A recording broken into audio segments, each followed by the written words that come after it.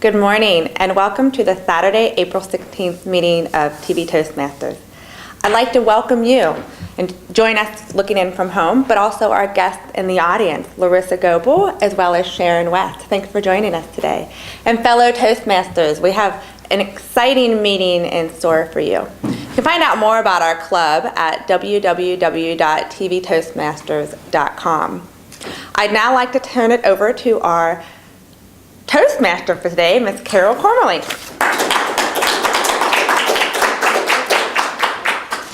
Thank you, Madam President, and as she said, our most welcome guests and our members. Today, the Toastmaster is the one who is like the conductor of the meeting that I keep it flowing and help everyone, I introduce everyone.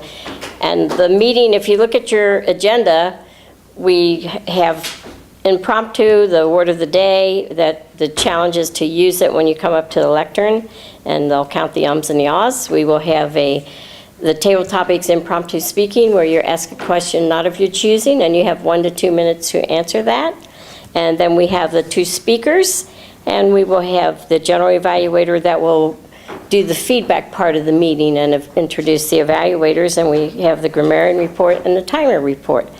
And there is a change on there. The speaker number 2 will not be here. She came, but then she was ill and had to go back home. There's something else I was going to say, and I don't remember what that was. Generally, do you have an evaluator? Michelle. Oh, I was going to say, Steve, would you please show us the lights so we know that when your table topics, it's 1 to 2 minutes? You want to say? On first, then yellow, and that's when you. 1, 1.5, and 2. And 2 means it's okay for you to quit because we've quit listening.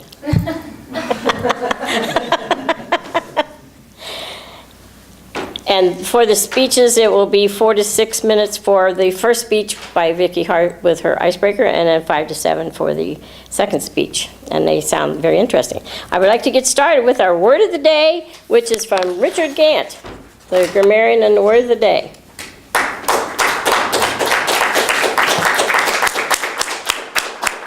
Is this a surprise to you?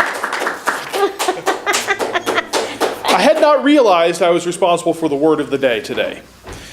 So, the word of the day is unprepared. As in, I was utterly unprepared to provide a word of the day.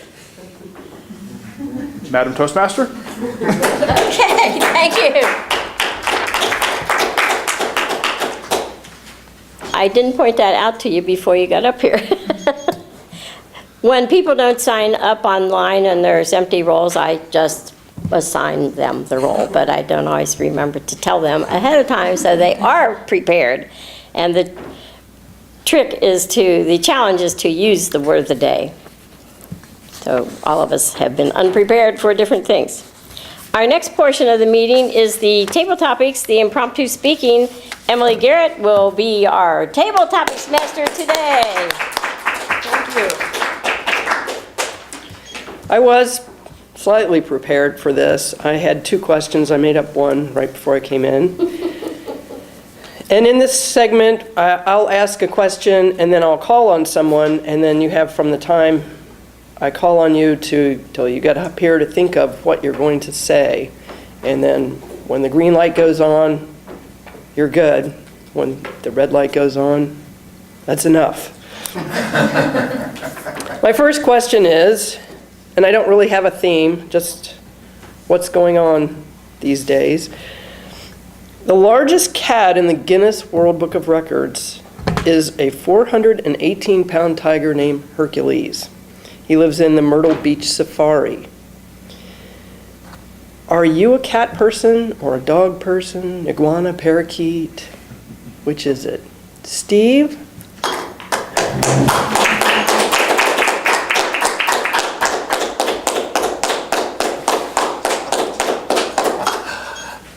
Thank you, Madam Table Topics Master, fellow Toastmasters, our honored guests, and those looking in from home. Well, I know that I am a dog person. My wife likes cats, but she's gotten to where we just have dogs. We have 2 little dogs, and I'm a little dog person. I don't mind big dogs, but I like to carry them around. And so there's a limit to how big they can be, that I can't carry them around. The first dog I ever had was a Dalmatian, and those aren't real small dogs. But I was carrying it around because, well, that's what you do with dogs. You hug them and everything. We have 2 little Boston Terriers. We've actually had, my wife and I have had dogs all of our time we've been married, which is now going on 28 years. So we've had Boston Terriers the whole time because my wife had a Boston Terrier when I met her. And the Boston Terrier actually had belonged to her ex-mother-in-law. And Bambi was her name. I knew she approved of me when I went over to my wife's apartment for dinner one evening. She had invited me over because I had to meet the animals to see if I passed their criteria. And the 3 cats all came around, even though one of them would always hide and the other one was rather aloof. And then Bambi was on my lap and everything. And when Bambi threw up on me, that was just the sign that I was in like Flint. So I'm a dog person.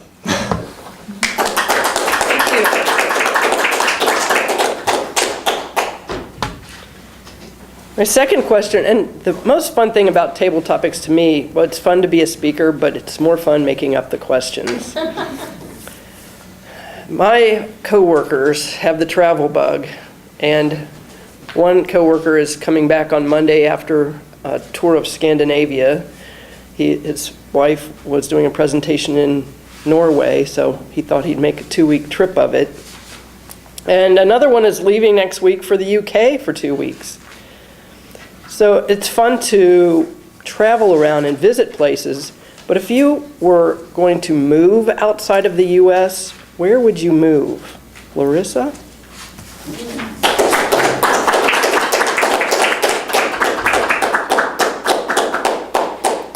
Thank you, Emily.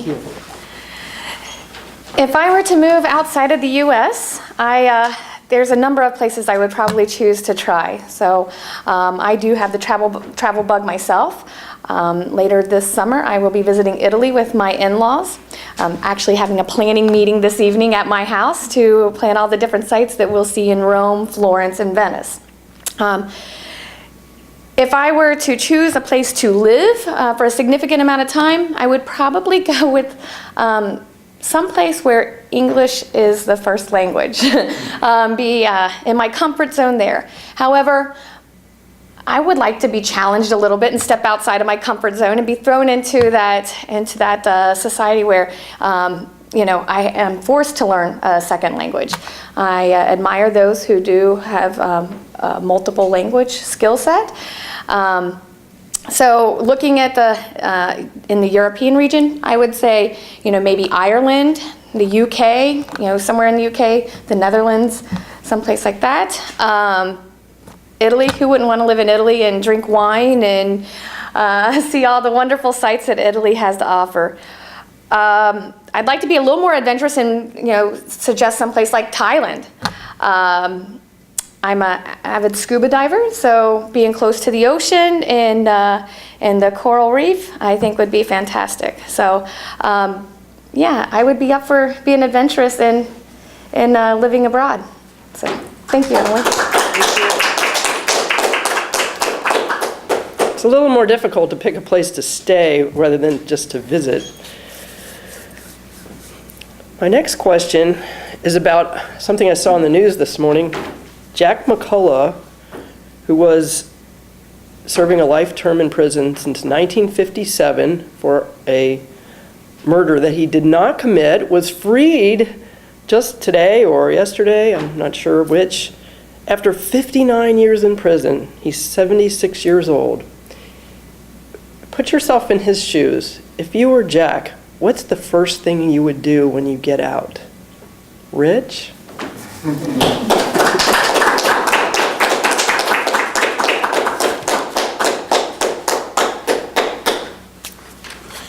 What is the first thing I would do after getting out of prison 59 years after I was convicted for something I didn't do? The word lawsuit comes to mind. Because, to be honest, what else do I have to do with my life? Do I have a family? Probably not. I mean, 59 years after the fact, he was 76, it would make him 26, it would make him 17 when he went to jail. So the odds are he could have been married 59 years ago. That wasn't outrageous, it was unusual at that point, but maybe not outrageous. He probably didn't have any kids, though, so he's got no family waiting for him. His parents probably died while he was in prison. This man has nothing, so what has he got left to do other than make life a living hell for everyone involved and putting him in jail unfairly? This would be my attitude. I have nothing left to lose. You know, where's he going to live? I don't know. Probably at that point I might be thinking, well, I'm homeless. I'm homeless. This is great. Maybe I'll go rob somebody because what the heck? What are they going to do? Put me back home? I spent 59 years there. I know what I'm doing. It's more comfortable there than out here. What are these things people are carrying around? They're talking to little boxes. I don't know what that is. Why are they talking to boxes? This makes no sense. What is this internet thing they're talking about? They fish now? So, at least lawsuit. Yeah, I'd like to think I wouldn't turn back into a criminal, or into a criminal in the first place, since I really wasn't one to start with. Thank you. Madam Toastmaster? Did a great job with those questions. Thank you. And I do know someone who was released from the Innocence Project after 25 years, 4 months, and 10 days in prison for crimes he did not commit. And one of the conditions of his release, no lawsuit. That was through the UC Innocence Project. They got him released. Our first speaker today, I'm looking forward to this, is Vicki Hart. She is doing her icebreaker speech, her very first speech, to help her get comfortable speaking in public, and I will be her evaluator. And she is a simple woman living in the day. Let us hear from Vicki Hart, a simple woman living in the day. Thank you, Carol. Well, I guess you could say that I am like a lot of Americans. I'm a mixture of German, Scottish, Dutch, and English roots. I was born and raised in Darke County, Ohio, which is a very rural part of the state with rich farmland. It is close to the Indiana border. My paternal grandfather purchased 3 farms in 1929 at the start of the Depression, and everyone said he was out of his mind. But it was actually chose to be a very wise move, and the farms are still in my family today. Also applied recently for family membership as a daughter of the American Revolution, as research has shown that I have 8 forefathers who served in the American Revolution. So I started my life out as a country girl with Midwestern roots and values like love of God, love of country, value of hard work, family, and simplicity. But my world was rocked when I was in 11th grade. My mother accepted a position as a property manager, which meant that our family had to move from the rural Ohio to the big city of Dayton, Ohio. And so I had to change schools, and this was a time too when there was this was in the early 70s, which there were little racial tension. They were starting busing. Drugs were coming into the schools. So it was a challenge for me at that time, but turned out to be a positive challenge in that I learned how to deal with new situations and meet new people and that type of thing. So another life-changing experience for me was at age 17. I had the opportunity for the summer to go work in England at a college, which was really enlightening. And I went to Scotland for a camp.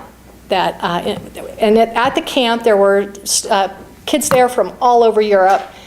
So I realized there was a world out there to discover.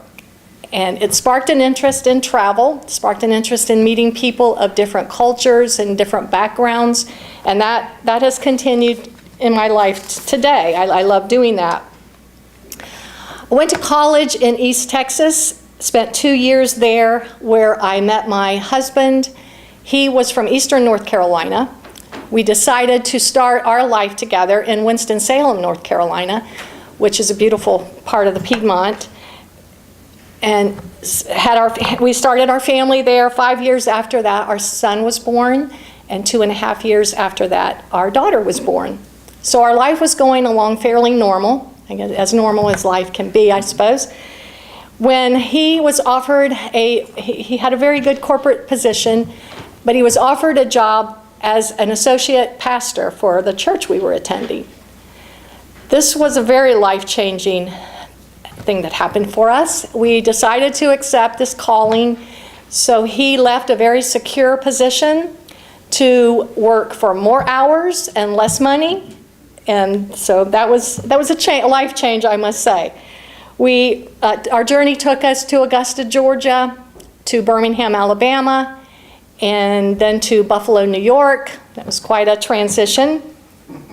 We were in Buffalo for 4 years and 10 winters, we like to say. And then to my delight, an opening came up in Cincinnati. So we moved here 20 years ago and love it here, love calling Cincinnati home, and plan to stay here indefinitely. While I was in Buffalo, I worked as a paralegal. And when we moved here, I decided to get my real estate license. So when I got my license, a top seasoned agent asked me to be her partner. So I had a very successful real estate career in this area for about 15 years and retired my license about 1.5 years ago. So now I'm approaching a new season in my life where I have more time to pursue some new opportunities. I have 2 little grandchildren and a third one due in August. But personal growth has always been important to me. And that's why I'm here at Toastmasters, to grow and improve my communication and leadership skills. But I still remain, and always probably will, a country girl at heart. I really enjoy getting back to my hometown of Greenville and visiting there as often as I can. My life has had its ups and downs, however. I did go through a really hard time of depression and anxiety a few years ago when I think it was following the death of my parents. And I had always been there for others, and now I needed people to be there for me, and thankfully they were. And having come out of that now, 3 years out of that, has given me a new appreciation and a new passion, I think, for life and living in the moment. And as I age, since my husband is a church pastor, it seems like I attend a lot of funerals. And I always ask this question: will the world have been a better place because of me? And I don't want to be unprepared. So I think about what words are people going to speak at the end of my life. Our lives consist of 2 dates and a dash in the middle. And my desire is to make the most of the dash.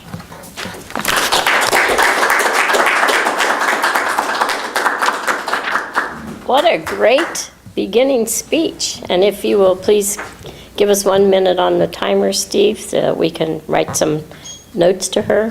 You didn't bring out the evaluation form. Welcome back. We're ready for our second speaker. Our second speaker today will be Emily Garrett. She's an advanced communicator gold and an advanced leader bronze. She's very close to the top of the educational system as a distinguished Toastmaster. Her speech today is from the Competent Communication Manual, the basic one. She's already gone through it several times. Her title is Be the Laugher, and this is what insomnia has created in the middle of the night, which was inspired by a conversation after being Table Topics Master that day. Let us welcome Emily Garrett. Be the Laugher, Emily Garrett. Thank you. There are many health benefits that can be gained from laughter. And the great thing is that your body doesn't know the difference between real laughter and fake laughter. That's why they started laughter yoga. Laughing oxygenates your brain and it reduces the level of stress hormones in your blood. It strengthens your immune system. It's like an aerobic exercise that energizes you and relaxes you. There are laughter clubs around the world, and they started in Bangalore, India. At first, a group of people got together and they started telling each other jokes to make each other laugh. But they soon found out that not everyone finds the same thing to be funny, and they also ran out of jokes pretty quickly. So they started doing these silly exercises to make people laugh. And once the first laugher started, laughter's contagious. Everybody chimed in and started laughing. I went to a few classes here in Cincinnati. You really do leave feeling like you have laughed a lot, even though much of it's fake.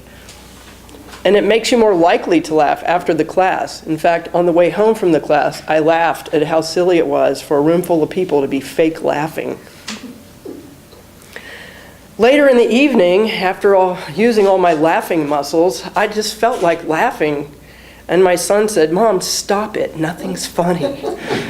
You're going to have to stop going to that class." And that made me laugh. However, I'm no stranger to laughing. My dad and my grandma were my laughing mentors. Grandma would laugh so hard sometimes she just couldn't stop. And one time, when my grandparents were over to dinner, she fell out of her chair laughing so hard. She just laid on the floor, continually laughing. And my dad, I don't even know where to begin with him. My dad passed away 22 years ago, and whenever his name comes up, people will say, someone will say, "I loved your dad, he was so funny." And I can't tell you how many times I've heard that. When I was 15, a teenager, one time my boyfriend was over at our house, and my friends Debbie and Karen and their boyfriends, we were all in the family room listening to 70s rock and roll. My dad was in the kitchen, and I thought safely tucked away, but here he comes, dancing into the room like a gorilla. He twirled around a couple of times, and he danced on out. Well, the boys bursted out laughing, and the girls looked horrified. They whirled around and looked at me, and I started laughing, and then they started laughing. Later, Debbie said, "I would have been horrified if my dad had done that." I said, "That's what he's like. You know him. Sometimes he's a gorilla, sometimes he's an elephant." My parents were very different from one another. My mom was very serious, and Dad, well, was the opposite. It's too bad they didn't rub off on each other a little bit more. They were married for 30 years, and then they were divorced. And when I think back about them being together, one scene in particular comes to mind. One evening we were out in the driveway. It was in the summer, it was warm out. We were in the back of the house, and my dad said, "Let's go get some ice cream." And my mom said, "I don't want any ice cream." And he went over and he acted like he was going to drag her to the car. "Come on, let's go get some ice cream." She's like, "I don't want any ice cream." And she broke away and she ran over to a big tree next to the driveway and put her arms around it and said, "I don't want ice cream." And he went over and pretended like he was going to pull her off the tree and drag her to the car. And that was the funniest thing that I've ever seen them do. And whenever I think about it, it makes me laugh. Laughter is really contagious. And when I went to the recent division speech contest, there were a lot of funny lines in the speeches. I really enjoyed it. One woman in particular in the front row was always the first one to laugh, and then everybody joined in. Some things were really only worth a chuckle or two, but her hearty laugh made everybody laugh just that much harder. It put me in such a great mood to be there listening to the speeches and laughing all afternoon.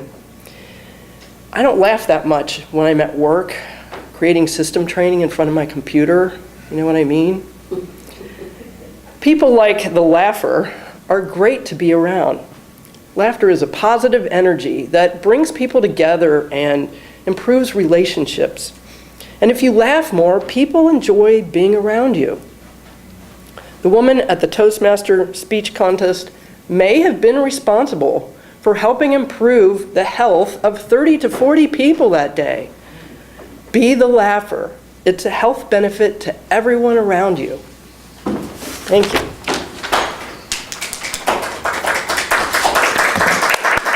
Thank you for that great speech, and I know that is true because at one of our seminars at the district conference, they had the guy, J.J. Gamache from Canada, and he did laughter yoga, and there was about 30 of us in the room, and yeah, I should be quiet for a minute, but after my comment. And we did that, and we actually had to hold our stomachs and make ourselves belly laugh. And we were on coals, ha ha ha ha ha ha. And we did that, and by the end, we all had our big belly laughs. And I read that if you're depressed, just turn up the corners of your mouth, and that will create the endorphins in your brain to feel good. 1 minute of silence, please. Welcome back. We now come to the greatest part of Toastmasters, is where you get immediate feedback on what you did well, what you can improve on, and what your strengths are. And our general evaluator today is Michelle Lewis. Michelle Lewis, general evaluator.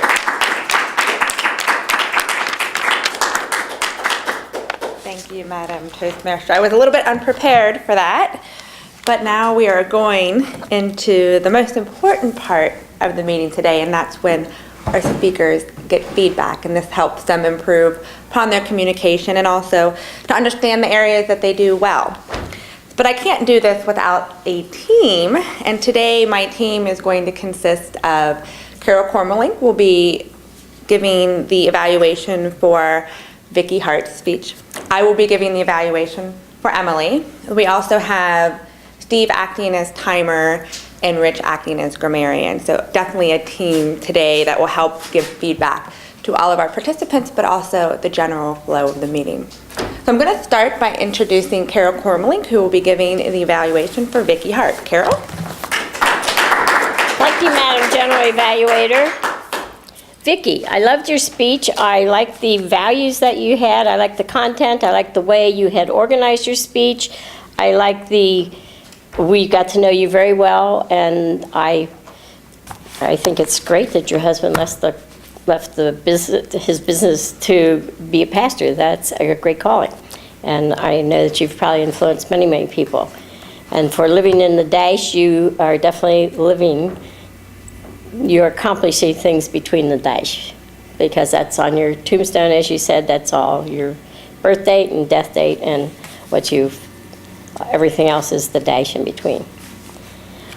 You have a very good speaking voice up here, and even though you had notes up here, you were glancing at them, but still spoke to us in a conversational tone rather than having your head down at the notes. I thought that was very good that you used your notes that way. And actually, if you had not picked up your notes and flipped the page, we probably wouldn't have even noticed your notes that much. So that's one of the things to do better the next time, is if you're going to have the notes, slide the page aside, and then it's not so noticeable. And I liked, as I said, what I liked about your presentation was the values, and you were definitely prepared for your speech. You had a lifetime to prepare for it, and you did really well. I enjoyed your speech. And you already used some of the advanced techniques of organizing your speech. That was very well done. Madam General Evaluator. Thank you, Madam Toastmaster. Now I will be doing the evaluation for Emily Garrett, and she did project number 6 on vocal variety. Her title was Be the Laugher. And her objectives were to use volume, pitch, rate, and quality to reflect and add meaning and interest to her message, use pauses to enhance her message, and use vocal variety. Emily, what a fun topic. I think laughing is something we all like to talk about and we all like to do. I really enjoyed the fact that you use stories to tell about your experience with laughing and the different experiences that you had about your father, your grandmother, the story about your parents. I think that shows how nostalgic that moment was and how you can use that as an opportunity to be a laugher. The one thing I love about your style is you're so conversational. You're very relaxed up here. you said you struggle with vocal variety, but I think what you came up here and you were natural about it. You weren't trying to be over dramatic or be somebody that you aren't, which I think it commends that your style is, you are who you are, and you're focusing on those aspects, but you're not trying to over dramatize those. One thing I thought you could potentially do was maybe start out with a group laughing exercise or a joke to start out your speech, so to really get that dramatic opening. I think it would have been fun if we would all had to do a yoga laughing move as a group, and then we would all kind of set the stage for the rest of your speech. But I think, again, you did a fantastic job. You incorporated pauses, which you do that very well anyways. And I really enjoyed your speech, so I'm looking forward to your next one.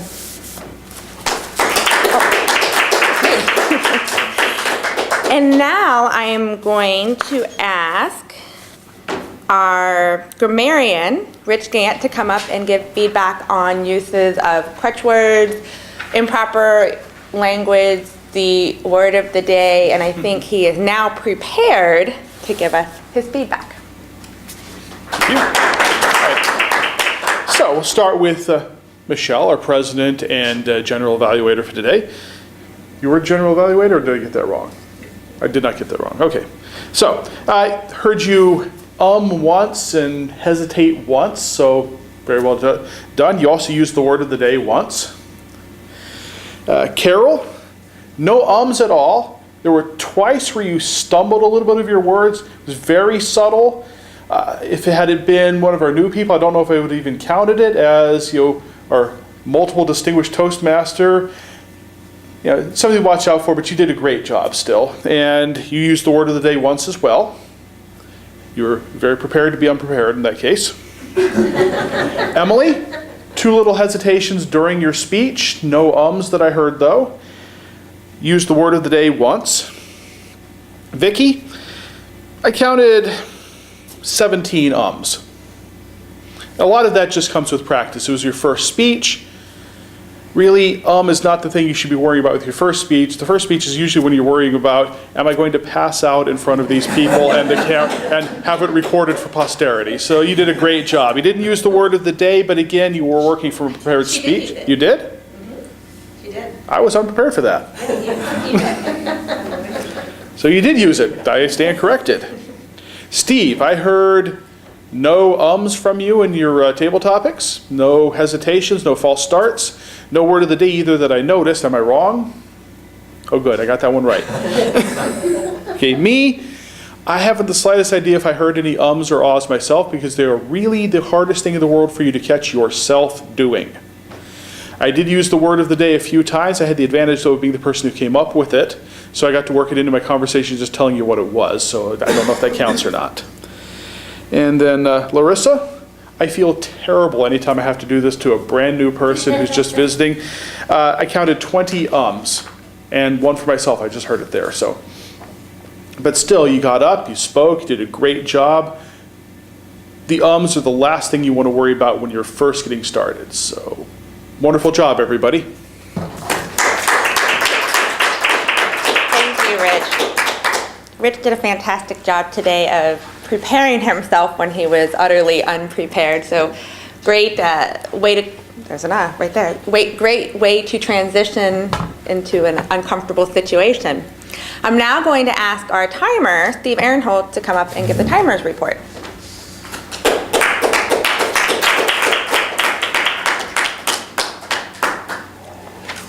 Thank you, Madam General Evaluator, fellow Toastmasters, our guest, our first-time speaker, our icebreaker, and our audience looking in at home. One of the things we do at Toastmasters is we time different segments of the meeting so that we become more accustomed to speaking in a constrained time limit. We have to organize our thoughts so that we aren't just rambling on indefinitely. And we've done very well today. Actually, we could have taken a little more time on some of the things. Our opening with the Toastmaster was 1 minute and 32 seconds. Our grammarian and counter, who also presented the word of the day, which was unprepared, the word of the day was unprepared, although he did admit being unprepared as well, was 18 seconds. That was quite abbreviated. Our table topics speakers, my table topics was 1 minute and 39 seconds. We have 1 to 2 minutes for table topics. Larissa, your table topic was 1 minute and 37 seconds, so that was fine. And Rich, yours was 1 minute and 41 seconds. All of them were right in the time frame that we want. Vicki, your icebreaker speech is to be 4 to 6 minutes, and you used 5 minutes and 53 seconds, so that was just fine. You do have an extra 30 minutes. You have an extra 30 seconds after the red light comes on to wind up. You did great. Emily, for your speech, Be the Laugher, it was 5 minutes and 39 seconds, and you wanted it between 5 and 7 minutes. Our general evaluator, I didn't time you when you started introducing this section of the meeting. Vicki's evaluation presented by Carol was 1 minute and 41 seconds. And I think for evaluations we have, is it 2 to 3? 2 to 3 minutes. So you could have actually expounded a bit more. Michelle, your evaluation of Emily's speech was 1 minute and 43 seconds. We were very succinct today as far as our evaluations go. Grammarian, Richard, your evaluation was 2 minutes and 19 seconds, and I know that the grammarian and knock counter often winds up being shorted a bit for time because depending upon how everyone is doing, you might have a lot to talk about.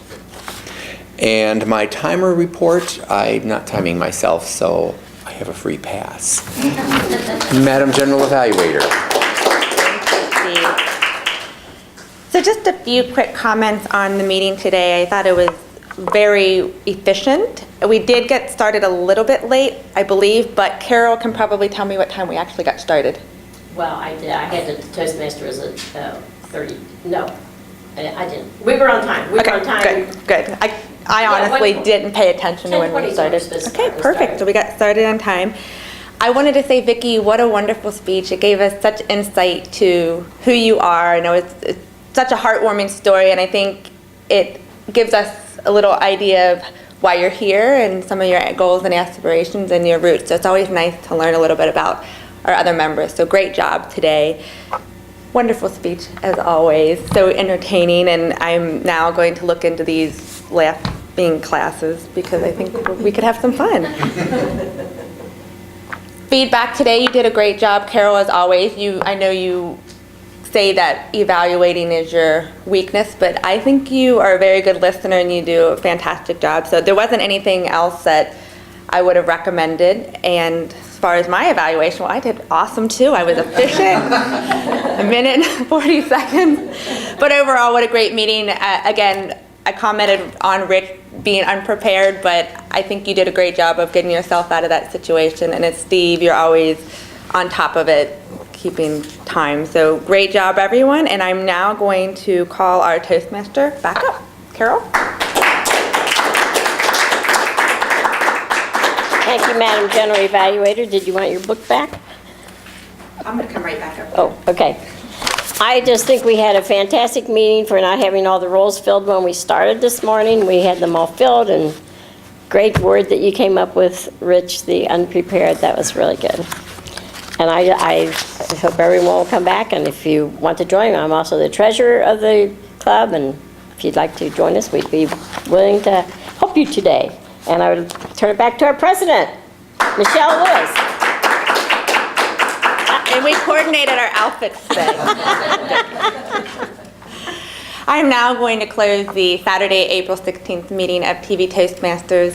Those looking in at home, if you'd like to find out more about us, you can log on to www.tvtoastmasters.com. I'd like to thank our guests, Sharon and Larissa, for joining us today, and this concludes our meeting.